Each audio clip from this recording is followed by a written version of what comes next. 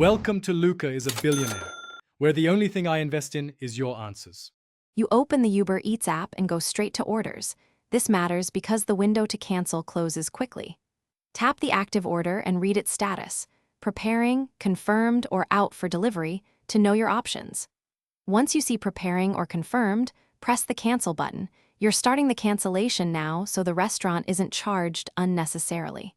Make sure to choose a reason when prompted, because the app uses that to decide whether a fee applies. You select a specific cancellation reason. This helps justify the request and speeds up support if needed. Then check whether the app shows a cancellation fee. If it does, weigh that cost versus waiting. Once you tap Confirm Cancel, wait for the app to update the order status. You should see Canceled or Refund Pending.